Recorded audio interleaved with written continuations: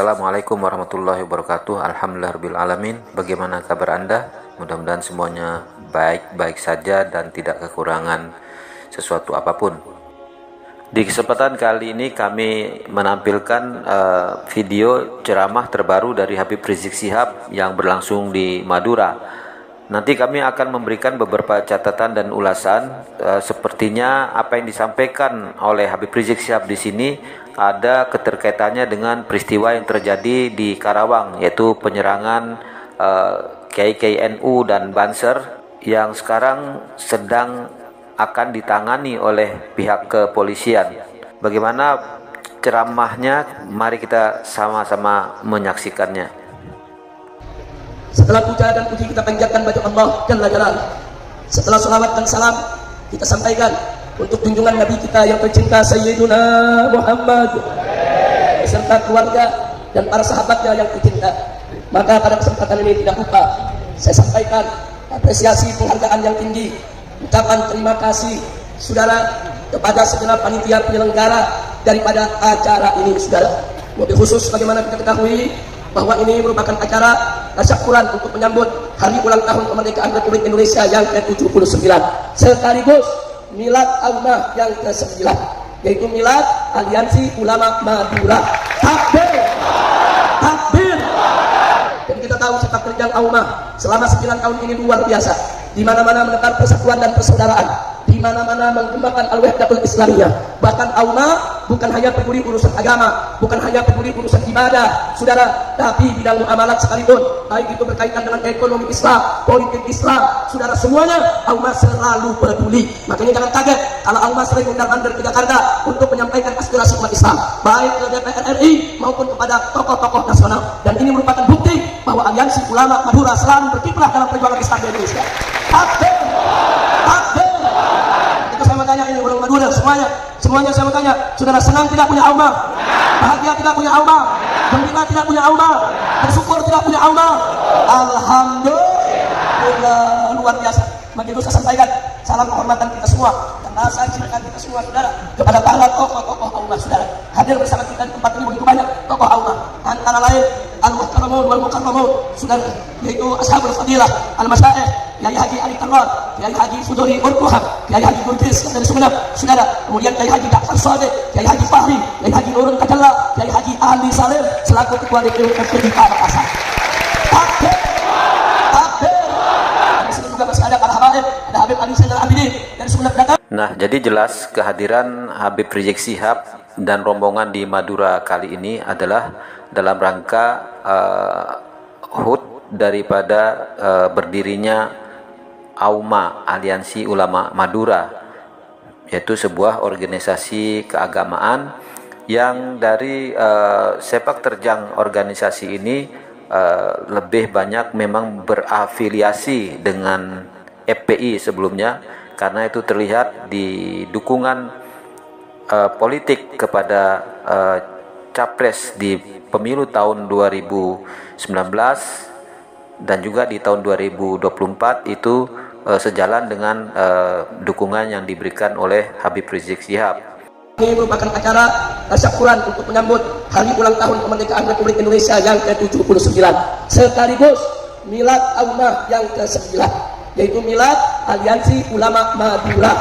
Takbir, takbir. Dan kita tahu sepak terjang Aumah selama 9 tahun ini luar biasa, di mana-mana menebar persatuan dan persaudaraan, di mana-mana mengembangkan al-wahdatul islamiyah. Bahkan Aumah bukan hanya peduli urusan agama, bukan hanya peduli urusan ibadah saudara, tapi bidang muamalat sekalipun, baik itu berkaitan dengan ekonomi Islam, politik Islam saudara, semuanya Aumah selalu peduli. Makanya jangan kaget kalau Aumah sering undang-undang ke Jakarta untuk menyampaikan aspirasi umat Islam, baik ke DPR RI maupun kepada tokoh-tokoh nasional. Dan ini merupakan bukti bahwa Aliansi Ulama Madura selalu berkiprah dalam perjuangan Islam di Indonesia. Takbir, takbir. Itu saya mau tanya ini orang Madura semuanya saya mau tanya, saudara senang tidak punya Aumah? Bahagia tidak punya Aumah? Gembira tidak punya Aumah? Bersyukur tidak punya Aumah? Alhamdulillah, luar biasa. Maka itu saya sampaikan salam kehormatan kita semua dan rasa cinta kita semua saudara kepada para tokoh-tokoh Aumah saudara. Hadir bersama kita di tempat ini begitu banyak tokoh Aumah, antara lain al-muhtaramun mukarramun wal mukarramun, saudara, yaitu ashabul fadilah al-masyaikh, Kiai Haji Ali Karran, Kiai Haji Fudori Urkuham, Kiai Haji Burgis dari Sumeneb, saudara, kemudian Kiai Haji Ja'far Sadiq, Kiai Haji Fahri, Kiai Haji Nurul Tajalla, Kiai Haji Ali Salim selaku ketua DPU FPI Pamekasan. Takbir, takbir. Dan di sini juga masih ada para habaib, ada Habib Abi Zainal Abidin dari Sumeneb datang, dan saya juga datang tidak sendiri. Saya didampingi oleh 3 menantu saya, saudara, yaitu Habib Hanif Al-Attas yang baru saja menyampaikan ceramahnya. Masih ada lagi Habib Muhammad Hadi Al-Hamsi, saudara, masih ada lagi Habib Alwi bin Sulaim, dan saya juga didampingi oleh Bedom DPP FPI Pusat, yaitu Habib Ali bin Alwi Al-Attas. Ini kali ini pun saya hanya bisa mengisi di Sampang dan Pamekasan. Insya Allah beberapa bulan ke depan kita akan bayar utang juga untuk Pangkalan dan Sumeneb yang kuat. Insya Allah. Takbir. Doakan agar semua para kiai kita di Allah, begitu juga saya, Allah berikan nikmat sehat walafiat, panjang umur dalam taat kepada Allah, panjang umur dalam amal sehat walafiat. Amin ya rabbal alamin. Milad Auma yang ke-9 ini harus diartikan oleh kita semua. Ini merupakan milad perjuangan ulama, milad perjuangan di mana ulama-ulama Madura telah menunjukkan secara nyata, saudara, baik dengan ucapan maupun perbuatan, untuk merajut ukhuwah Islamiyah di antara para kiai dan para ulama, juga kepada para habaibnya. Alhamdulillah. Dan kita tahu, saudara, bahwa bersatu dan bersaudara itu merupakan misi yang dibawa oleh Nabi kita Muhammad Sallallahu Alaihi Wasallam. Salah satu misi yang dibawa oleh Nabi adalah mempersaudarakan kaum muslimin, saudara, dan menyatukan mereka. Allah menyatakan dalam Al-Quran Al-Karim, Qala Ta'ala, innamal mu'minuna ikhwah. Saudara, dalam ayat ini tegas Allah menyatakan sesungguhnya orang-orang yang beriman itu bersaudara. Bahkan di sini digunakan innama adatan min adawatil hasr, artinya isyarat bagi kita orang beriman itu hanya yang mau bersaudara. Kalau tak mau bersaudara, saudara malu mengaku sebagai orang beriman. Nggak sampai di situ. Dalam ayat ini disebutkan innamal mu'minuna ikhwah. Artinya apa, saudara? Persaudaraan di antara kita tidak diikat oleh nasab, tidak diikat oleh silsilah, tidak diikat oleh suku, tidak diikat oleh budaya, tidak diikat oleh batas negara, saudara, tidak. Tapi persaudaraan Islam diikat dengan iman. Kira-kira jelas tidak? Jelas tidak? Nah, saya bertanya, apakah persaudaraan di antara kita, saudara, diikat dengan suku, dengan budaya, dengan bangsa, dengan negara, dengan nasab? Dan yang mengikat persaudaraan kita apa? Sekali lagi apa? Sekali lagi apa? Iman, saudara. Bagaimanapun nasab kita, apapun suku bangsa kita, bagaimanapun warna kulit kita, saudara, selama kita beriman kepada Allah, beriman kepada Rasulullah, kita semua bersaudara. Betul? Dan Nabi mengatakan dalam hadisnya, kama qala Nabi sallallahu alaihi wasallam, al-muslimu akhul muslim, itu saudaranya muslim. Saudara, jelas persaudaraan di antara kita diikat dengan Islam dan iman. Apapun suku bangsa kita, bagaimanapun nasab kita, tidak peduli mau Arab, mau Ajam, mau Habib, mau bukan Habib, saudara, selama mereka beriman kepada Allah, mereka semua bersaudara. Betul? Bahkan kemuliaan kita semua bukan ditentukan oleh nasab, bukan ditentukan oleh kekayaan, bukan ditentukan oleh jabatan, tapi ditentukan oleh ketakwaan kita kepada Allah. Inna akramakum indallah. Kira-kira jelas tidak? Jelas tidak? Yang nasab yang diberikan oleh Allah kepada kita semua, saudara, semua orang punya nasab, semua orang bernasab, saudara. Semua itu adalah pemberian Allah, bukan untuk disombong-sombongkan, bukan untuk dibangga-banggakan, tapi untuk disyukuri kepada Allah Subhanahu wa Ta'ala. Betul? Betul? Saya mau tanya, dulu waktu kita di perut ibu kita sebelum lahir, apa ada formulir pendaftaran menjadi bangsa apa? Ada pendaftaran nggak? Ada pendaftaran nggak? Nggak ada, saudara. Udah Allah yang tentukan. Oh, ini jadi orang Jawa, ini jadi orang Madura, ini jadi orang Betawi, ini jadi orang Ambon, ini jadi orang Ajam, ini jadi orang Arab, ini jadi keturunan Nabi, ini bukan keturunan Nabi. Tapi pada faktanya kita semua keturunan Nabi, saudara. Nabi apa? Abul Basar siapa? Nabi apa? Saya mau tanya di sini, saudara, kita turunan Nabi Adam bukan? Yang merasa bukan turunan Nabi Adam, angkat tangannya.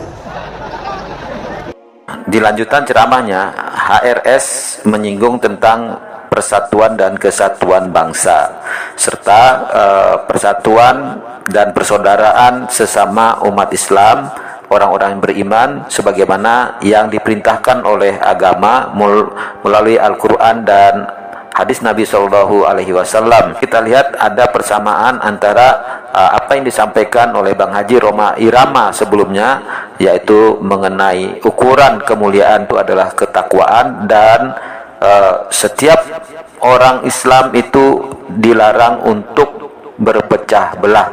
Tentu ini sangat menarik.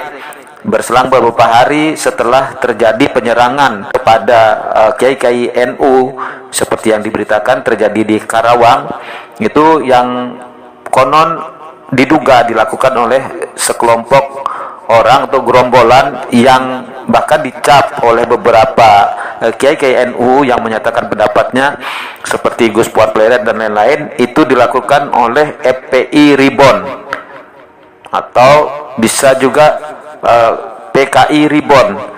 Bahkan terindikasi salah satu daripada pelaku pengeroyokan itu terlihat menggunakan atribut atau jaket dari salah satu majelis taklim yang dipimpin oleh Habib.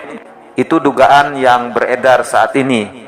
Jadi menariknya, apakah ini memang nasihat dari Habib Rizik Syihab atau memang untuk mengantisipasi jangan sampai ada tindakan-tindakan balasan dari kelompok-kelompok NU khususnya yang menjadi korban di dalam peristiwa di Kerawang tersebut?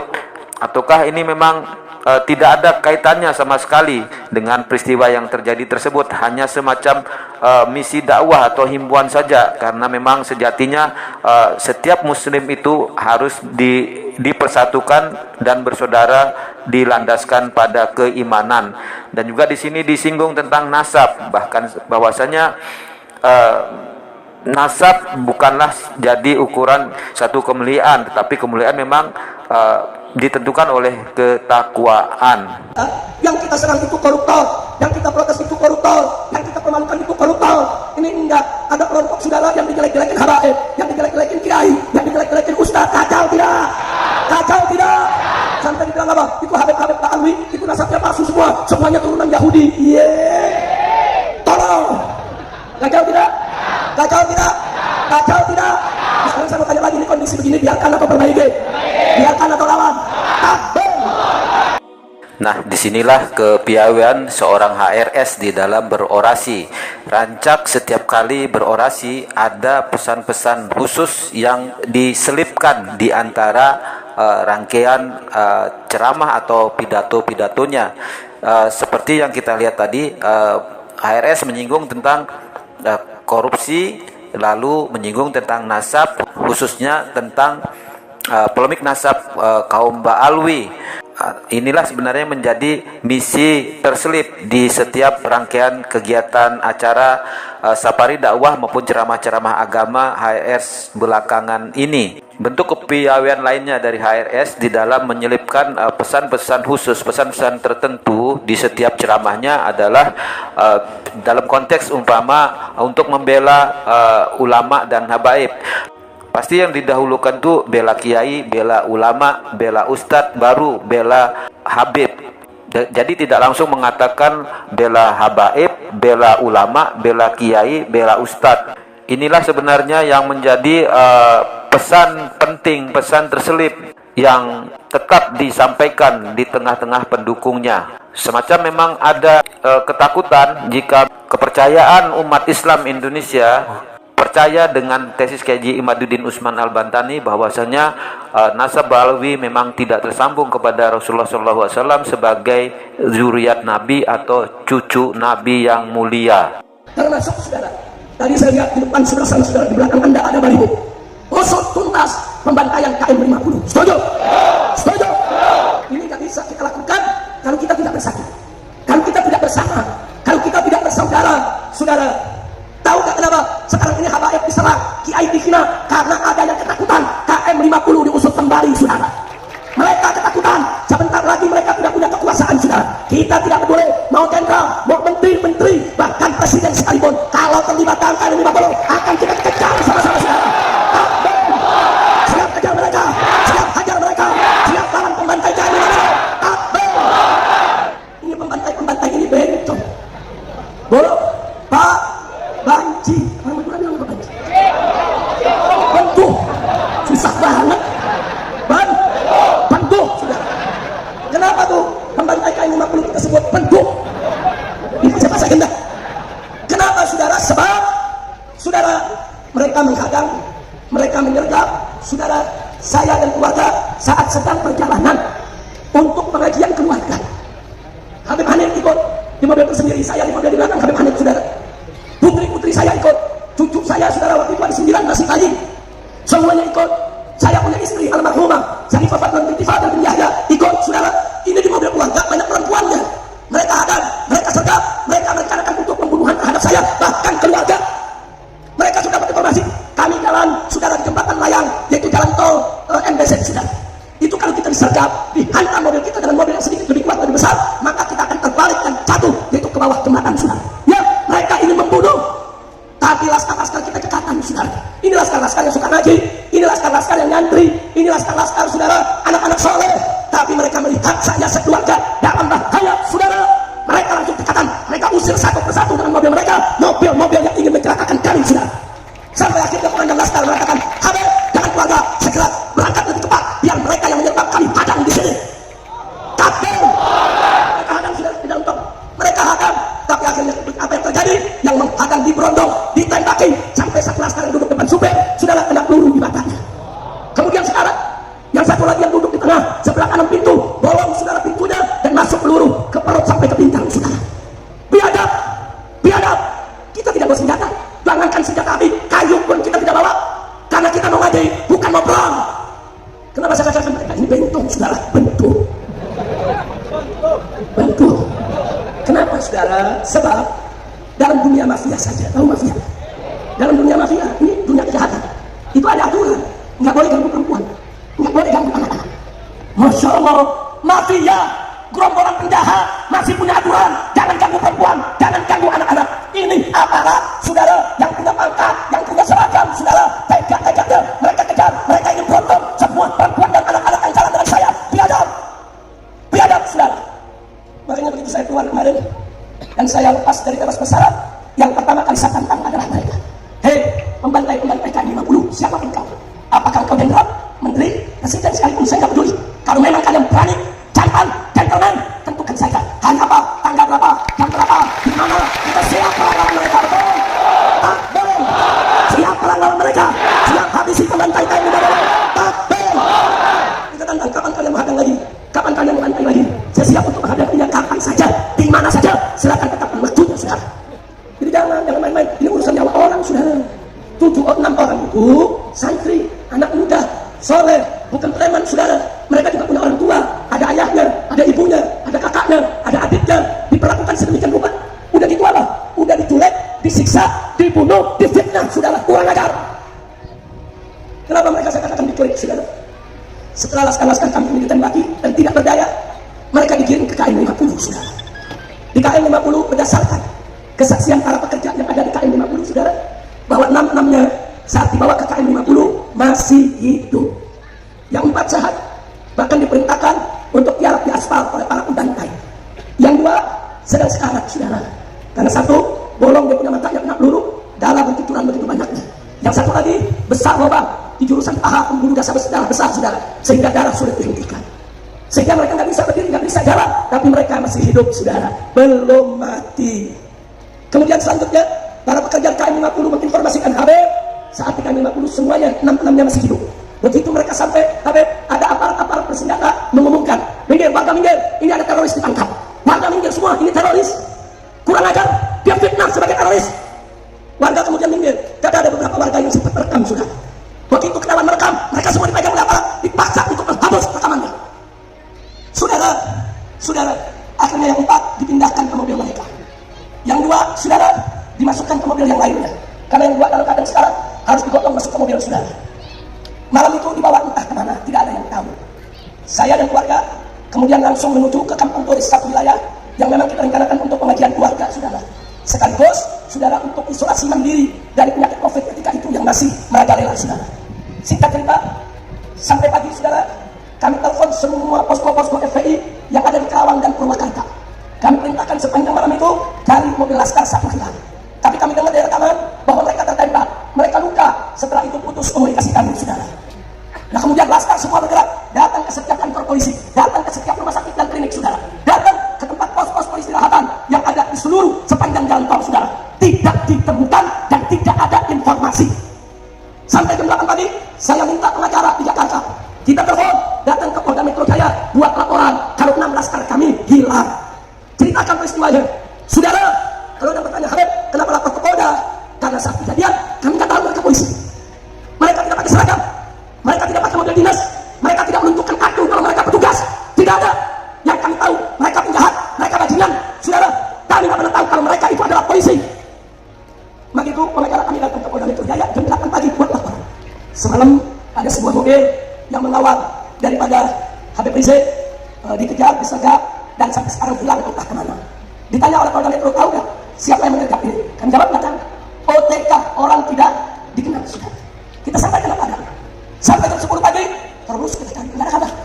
Akhirnya jam 10 pagi di tempat peristirahatan saya kumpulkan beberapa RFPG, saudara, kiai-kiai yang ustaznya. Saya katakan, kalau sampai jam 12 nanti kita tidak dapat kabar, saya punya firasat 6 sudah dibunuh. Yuk kita berdoa saja, mudah-mudahan mereka selamat. Kalau memang mereka dibunuh, kita mohon kepada Allah agar yang membunuhnya ketahuan siapa, agar jasad mereka ditemukan sehingga kita bisa urus sebagaimana layaknya, saudara. Jam 11 tidak ada kabar, jam 12 subhanallah, ini kekuasaan Allah, ini kalamatus syuhada ya ikhwan. Anda tahu itu 6 orang kalau dibunuh terus ditanam, dikubur di mana saja, kami nggak bakal pernah tahu kalau yang melakukannya adalah aparat, saudara. Itu yang kami tahu. Kalau mereka dibunuh, dibuang ke laut, nggak ada yang tahu membunuh siapa. Tapi kali ini, saudara, kehendak Allah baik, kalamatus syuhada, saudara. Di mana, saudara, Kapolda Metro Jaya pangkat 2 bintang mengumumkan sendiri, saudara, dari mulutnya. Siapa yang pegang mulutnya? Siapa yang buat dia ngaku? Dia cerita bahwa kami diserang oleh 10 laskar FPI, terpaksa kami tembak, 6 orang mati di tempat, 4 orang melarikan diri. Walaupun isinya bohong, dusta, fitnah, tapi dia sudah ngaku bahwa laskar FPI dibunuh oleh aparat, saudara. Takbir. Ini kalamat siapa? Kalamat syuhada. Jangan main-main dengan orang yang mati syahid, saudara. Jangan main kalamat syuhada, saudara. Nggak sampai di situ. Kalamat syuhada, Kapolda Metro bingung memberikan pernyataan. Hari ini dia bilang laskar FPI membawa senjata asli. Besoknya diubah, saudara. Laskar FPI ternyata membawa senjata rakitan. Rusaknya diubah lagi. Dia bilang laskar FPI rebut senjata polisi dan itu yang digunakan. Kok bisa linglung? Bisa lain-lain dari hari ke hari. Kekuasaan siapa itu? Kekuasaan siapa itu? Takbir. Siapa yang maha besar? Siapa yang maha kuasa? Siapa yang maha kuat? Takbir. Allah yang buka rahasia mereka semua, saudara. Enggak, kan enggak pernah tahu. Terbongkar semuanya. Alhamdulillah. Kemudian saudara, mereka bawa ternyata laskar itu ke satu tempat, mereka eksekusi. Cerita polisi, laskar melawan, terpaksa ditembak. Bohong, bohong, saudara. Mari kita buktikan, saudara. 6 jenazah, saudara, 6-6-nya ada luka tembak di jantung, sama semuanya di jantung. 6-6-nya ada luka tembak di paru-paru, sama semuanya di paru-paru, saudara. Dan yang menariknya, luka di tubuh, lubang peluru, kulit atasnya terbakar, saudara. Artinya apa? Ditembak jarak dekat, saudara, nempel. Kalau ditembak jarak jauh, nggak ada luka bakar, saudara. Tapi kalau ditembak nempel ke dada, ya pasti ada luka bakar, saudara. Allah yang ngomongkan. Mereka bilang ini tembak-tembakan. Dari mana tembak-tembakan? Mereka bilang laskar menyerang duluan. Bohong. Lalu apa yang terjadi, saudara? Mereka bilang 4 laskar melawan. Baik, kalau 4 laskar dikatakan melawan, terpaksa ditembak. Tembakannya 4-4-nya sama di jantung semua. Tembakannya 4-4-nya sama di paru-paru semua. Jago banget itu nembaknya, saudara. Lagi bergumul dalam mobil, ditembak semua, tembakannya pas di jantung. Hebat betul itu, saudara. James Bond juga kalah itu. Kira-kira jelaskan. Itu cerita benar atau ngawur tuh? Benar atau ngawur? Anggap benar. Anggap benar istirahat, saudara. Andai kata benar, saudara, bagaimana yang 2 lagi? Karena 2 sekarang. Karena 2 bergerak aja nggak bisa. Mesti digotong. Bagaimana mereka melawan? Yang 2 bagaimana melawannya? Kok ternyata dihabisi juga? Kok ditembak di jantung juga? Kok ditembak di paru-paru juga? Biadab tidak? Biadab tidak? Jahat tidak? Boleh tidak?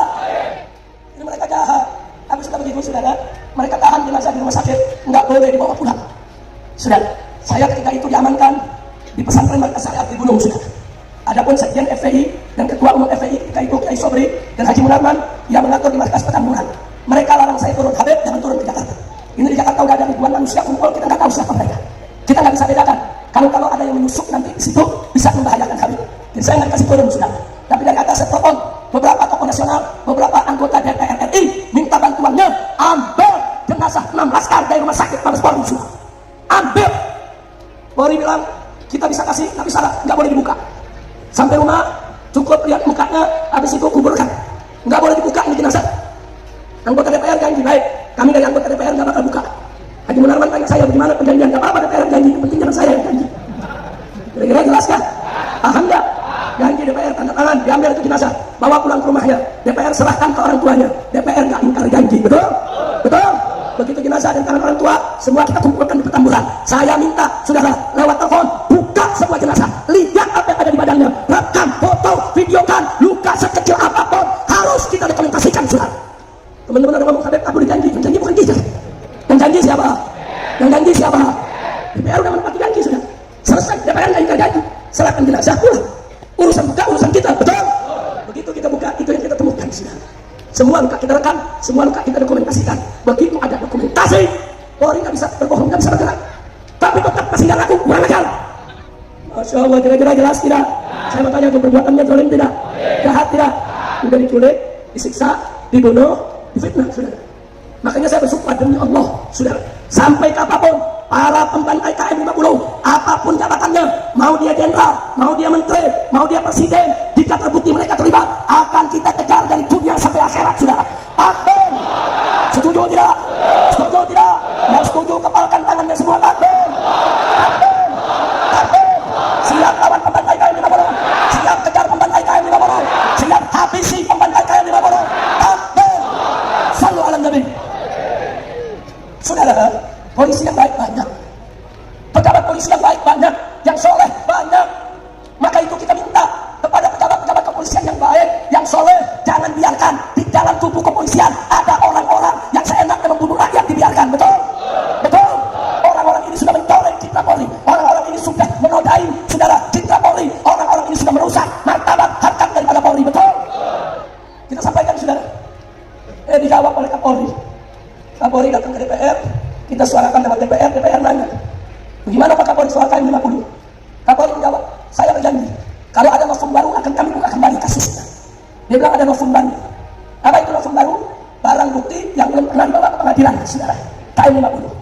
Begitu Kapolri berjanji, saudara, langsung kita jawab, lewat majelis kita, Pak Kapolri, novum barunya sudah ada. Apa itu? CCTV rekaman, saudara, di KM 50 dan di Hotel Novotel yang merekam semua kejadian. CCTV itu disembunyikan oleh anak buah Anda, oleh Sambo dan anak buahnya. Kenapa Anda tidak ambil itu sebagai bukti baru untuk pengadilan? Takbir. Ngomong kalau ada bukti baru, ada hubungnya. Bukti barunya tidak disembunyikan, saudara. Tapi Allah Maha Adil, saudara. Dari mana kita tahu CCTV itu disembunyikan oleh Sambo dan anak buahnya, saudara? Allah yang buka. Kita nggak menyelidiki, kita nggak punya kemampuan menyelidiki, saudara. Allah buka. Tahu-tahu ada jenderal, dia bunuh anak buahnya, saudara. Begitu bunuh anak buahnya, ditahan di penjara, saudara. Lagi-lagi pada awalnya CCTV-nya hilang, saudara. Ternyata ngumpetin anak buahnya. Tapi begitu masuk pengadilan, terbongkar. Jaksa nanya, ada satu irjen, saudara, bintang 1 namanya Hendra, saudara, turunan Cina, jadi polisi, saudara. Ditanya oleh jaksa, ini kamu yang bereskan CCTV semua untuk kasus Sambo? Iya. Lalu tugas saya sering diminta untuk mencipta semua CCTV, termasuk KM 50. Ngaku. Alhamdulillah. Siapa yang bikin dia bicara?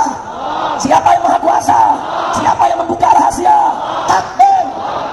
Sekarang Sambonya ditanya sama jaksa, betul kamu suka nyuruh anak buah kamu itu mencipta CCTV? Dia bilang betul. Termasuk KM 50 ya? Iya. Ngaku. Alhamdulillah. Nah kita pengen Kapolri, pengakuan-pengakuan itu jadi bukti baru dong. Tarik itu CCTV, jangan disembunyikan, buka depan rakyat, siapa yang benar, siapa yang salah, betul? Betul? Takbir. Ini semua Allah lagi buka satu-satu dewa. Insya Allah nanti akan tiba saatnya, semua akan terbongkar habis, dan para pembantai KM 50 akan membusuk dalam penjara. Amin ya Rabbal Alamin. Maka itu saya tanya sebelum saya akhiri, saya dan kawan-kawan sedang terus mengumpulkan bukti untuk membawa KM 50 ke pengadilan HAM di Indonesia. Kalau Indonesia menolak, kami akan bawa ke pengadilan HAM di luar negeri. Saudara setuju tidak? Setuju tidak? Setuju tidak? Takbir. Nah kita nggak bakal diam ya kawan. Maka itu saya butuh doa dari ulama, dari kiai, dari aumah, semuanya tolong doakan agar usaha ini diberkahi oleh Allah Subhanahu wa taala. Amin. Amin ya Rabbal Alamin. Mudah-mudahan Allah berikan kita kemenangan. Amin ya Rabbal. Nah jadi saudara, di peristiwa KM 50 banyak yang terlibat. Satu yang terlibat dalam operasi kelima, saudara. Operasi kelima, saudara, ini dijalankan oleh BIN, Badan Intelijen Negara. Kami punya dokumennya, saudara. Karena ada 3 anggota BIN, kami tangkap di markas syariat. Kami geledah dan kami dapatkan data. Kalau ada operasi kelima, tujuannya habisi Habib Rizik. 2 hari sebelum peristiwa KM 50, mereka akan tangkap di pesantren, saudara. 2 hari kemudian terjadi peristiwa KM 50 yang melibatkan oknum-oknum aparat di Polda Metro Jaya, anak buah daripada saudara Fadel Imron yang sekarang sudah naik bintang 3, saudara. Nggak akan mengalahkan lupa, saudara. Dan yang ketiga yang terlibat adalah saudara Satgas Merah Putih Sambo, saudara. Ya, Sambo terlibat, anak buahnya yang mensita semua tanda-tanda bukti, saudara. Semua, bahkan saking takutnya pemerintah, saudara, rest area KM 50 sudah dibongkar habis, nggak ada lagi tempat peristirahatan, saudara. Itu bukti, mereka ketakutan, takut ditutup, semua bukti mereka hilangkan. Tapi demi Allah, saudara, saksi dan bukti lainnya nggak mungkin mereka begitu mudah untuk yaitu menghilangkannya. Khususnya, saudara, khair syahidin, sebaik-baiknya saksi adalah takbir. Jadi 3 ini komponen yang terlibat dalam KM 50, saudara. Itu oknum-oknum di Badan Intelijen Negara yang menggelar operasi Delima. 2, Kapolda Metro Jaya ketika itu dengan anak buahnya, saudara, yang menjadi eksekutor di KM 50. Dan 3, Satgas Merah Putih Sambo, saudara, yang jelas-jelas mereka yang mensisir bersih semua bukti-bukti, termasuk hotel-hotel. Hotel-hotel itu ada di pinggir jalan depan bundaran. Waktu ditembak jelas sekali kita keluar dari tol Kerawang Timur, mereka ditembaki, itu direkam oleh CCTV sekitar hotel, saudara. Itu begitu peristiwa terjadi, saudara, akan terjadi, polisi ngirim petugas ke hotel-hotel, semua CCTV-nya disita, saudara. Jadi bukan hanya CCTV KM 50, CCTV jalanan, CCTV hotel, semua disita oleh anak buah Sambo. Kurang ajar tidak? Kurang ajar tidak? Jadi dengan bukti-bukti ini saya mau tanya, saudara, saya mau tanya, mereka ini semua terlibat tidak dalam KM 50? Terlibat tidak? Setelah KM 50 terjadi, DPR keempat minta dibentuk tim investigasi untuk menyelidiki bagaimana sebetulnya kasus KM 50. Besoknya DPR minta, lusanya Presiden Jokowi menolak, nggak perlu ada investigasi. Kenapa? Karena polisi sudah benar menjalankan tugasnya. Ya, ada yang ketakutan dibongkar rahasianya, sudah. Betul? Betul? Ya, jadi jangan salahkan saya kalau saya curiga dengan Jokowi. Saya jangan nuduh, curiga boleh dong. Nah, kalau memang Jokowi tidak terlibat, kenapa tim investigasi ditolak? Kalau nggak salah, bentuk saja tim investigasi. Buktikan polisi atau laskar yang salah. Betul? Setuju? Takbir. Saya jujur aja tanya, investigasi Jokowi tolak, curiga ada? Curiga ada? Curiga ada? Kenapa ditolak? Itu kan untuk pembuktian, saudara. Setahu saya nggak nolak kalau nggak terlibat. Kalau nggak terlibat tidak nolak. Kira-kira jelas tidak? Paham tidak? Takbir. Saya pikir cukup urusan KM 50. Yang penting Anda semua doakan kita, saudara. Doakan agar perjuangan ini diberikan kemenangan. Dan yang kedua yang saya mengingatkan, tadi sudah dibahas oleh Habib Khalid, fitnah nasab harus kita tutup. Nggak boleh lagi kita dihasut diadu domba. Setuju? Takbir. Takbir. Saya bertanya semua, siap bela kiai, siap bela para ulama, siap bela para masyayikh, siap bela para habaib, siap bela para ba'alwi. Takbir. Sallu ala nabi. Dan yang ketiga, yang terakhir, ini adalah nilai taubat yang ke-9.